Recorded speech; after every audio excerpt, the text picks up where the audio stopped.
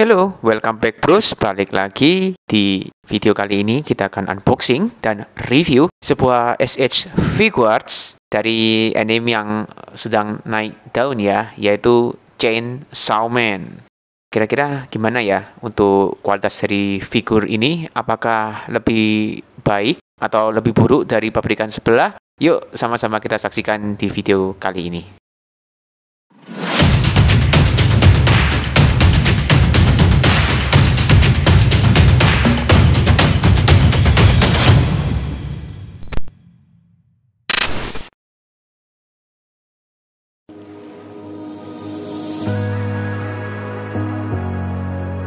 SH Figuarts Chainsaw Man adalah bentuk devil form dari sang protagonis Denji, di mana untuk versi pabrikan sebelah yaitu Figma telah lebih dulu rilis ya.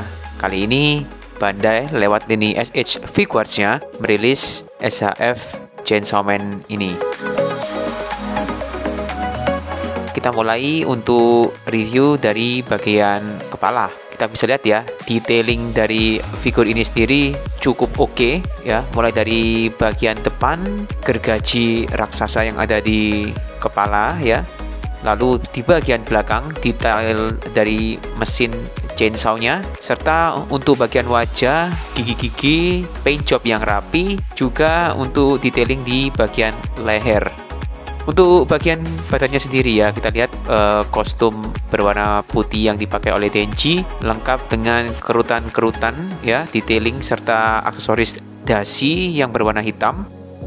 Lalu untuk bagian lengan kita bisa lihat dua buah gergaji lagi yang menancap di sepanjang lengan kanan dan kiri dengan detail yang juga cukup bagus ya. Lalu untuk paint job dan efek-efek cipratan darah di sekitar lengan juga di bagian gergajinya. Untuk gergajinya sendiri hati-hati ya, detailingnya dan juga untuk sculptnya cukup tajam.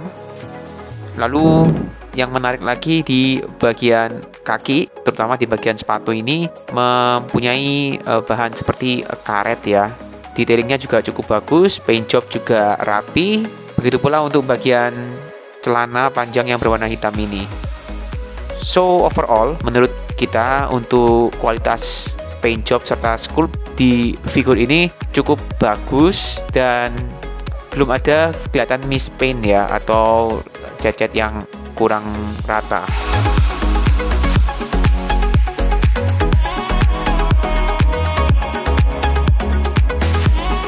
Yuk kita langsung ke bagian aksesoris. Kita mendapatkan cukup banyak ya part pengganti aksesoris. Di antaranya yang pertama adalah optional part dari bagian mulut, dimana kita mendapatkan bagian mulut dengan lidah yang menjulur keluar seperti ini.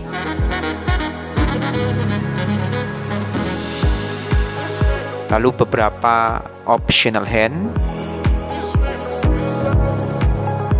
Lalu part pengganti dasi yang terlihat tertiup angin seperti ini ya. Berikut kita lihat cara untuk mengganti part di bagian mulut ya.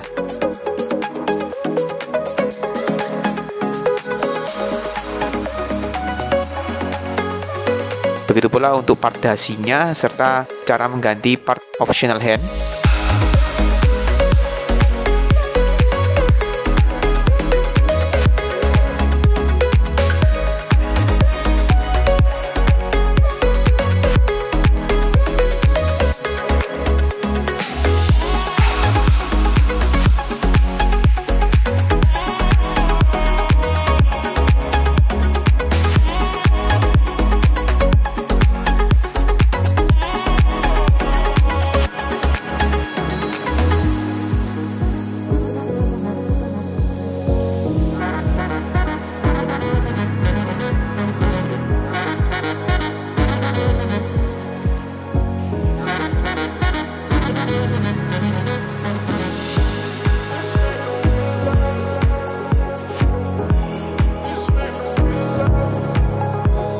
Berikutnya untuk artikulasi figur ini, kita mulai dari bagian join leher. Kita bisa lihat untuk pergerakan ke atas dan ke bawah cukup oke. Untuk pergerakan ke bawah sebenarnya mentok ya, karena terkena bagian dagu. Cuman kita bisa adjust joinnya seperti ini.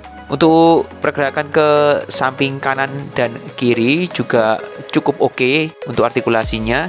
Begitu pula untuk pergerakan miring ke kanan dan kiri seperti ini, tidak ada masalah ya.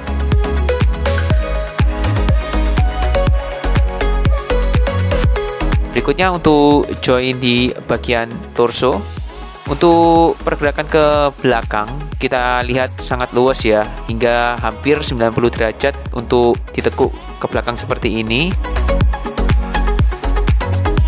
Begitu pula untuk pergerakan ke depan membungkuk juga sama ya, cukup luas. Untuk pergerakan join torso ke kanan dan ke kiri juga cukup oke. Begitu pula untuk pergerakan miring ya, ke kanan dan ke kiri seperti ini.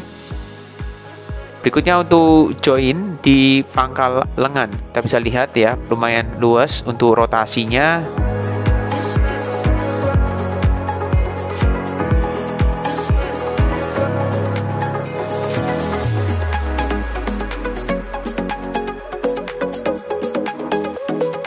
Berikutnya untuk join di bagian siku, artikulasinya cukup oke, pergerakannya hingga membentuk sudut lebih dari 90 derajat seperti ini ya. Berikutnya untuk bagian pergelangan tangan, karena bagian ini sering kita ganti atau kita switch ya dengan beberapa optional hand, maka rawan sekali join di bagian pergelangan tangan ini lama-kelamaan akan loose. Berikutnya untuk join di pangkal paha, kita lihat untuk artikulasinya cukup oke, karena bahan yang ada di sekitar pangkal paha adalah bahan yang terbuat dari karet ya, sehingga memungkinkan pergerakan join yang lebih luas. Kita bisa lihat untuk pergerakan di rotasi secara memutar seperti ini juga cukup oke. Untuk ke depan dan ke belakang juga cukup luas, kita bisa tarik hingga sedemikian rupa ya, ke depan dan ke belakang seperti ini. Berikutnya untuk join lutut, artikulasinya juga cukup bagus, kita bisa tekuk ke belakang hingga mentok seperti ini. Next, untuk join di pergelangan kaki, surprisingly juga sama, meskipun kelihatannya akan terhalang oleh bagian sepatu ya, tapi karena bahan terbuat dari karet di sekitar bagian sepatu yang terkena join di pergelangan kaki, sehingga untuk artikulasinya tetap terjaga ya, sehingga masih tetap luas. Yang terakhir di bagian telapak kaki, so far so good ya, seperti biasa tidak ada masalah. Secara overall untuk artikulasi di SHF ini menurut kita sangat baik ya, terutama di bagian pangkal paha serta torso.